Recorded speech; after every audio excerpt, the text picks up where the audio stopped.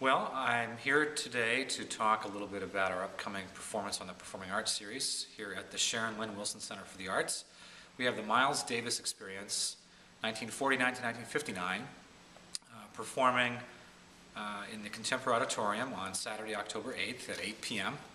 And one of the interesting things about this particular project-based performance is that it's not only a musical performance by 5 tremendously talented instrumentalists, jazz musicians in particular, but it includes some very interesting historical backdrop that's being basically shown through the voice of a beat poet style narrator, and also video montage and still photographs of Miles Davis from this period in his life in the 1950s. And what's interesting to note is that there is a definite political backdrop historically to what was going on with jazz music at that time.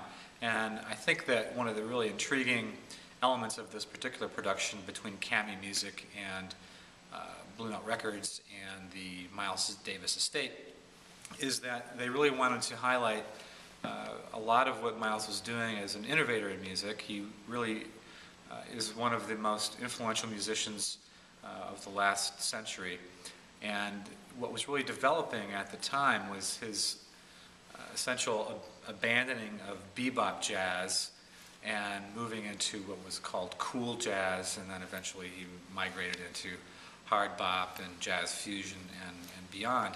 But this particular period of time is interesting because it's really this moving away from very virtuosic technical playing that was really noted by Dizzy Gillespie and Charlie Bird Parker and a number of other notable musicians, including Miles. But at this time, he was really moving away from that and really simplifying music over a period of years in terms of experimenting with his work with other jazz musicians of the time, Bill Evans being one. And I think that it's intriguing to observe that evolution.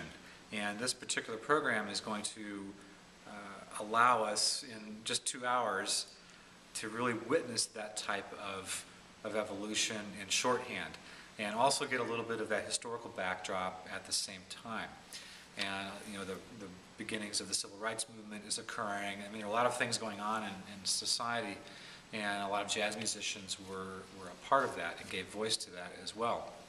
The program culminates in Miles's, really his magnum opus, if you will, at least from our point of view, with an album called Kind of Blue, which was released in 1959.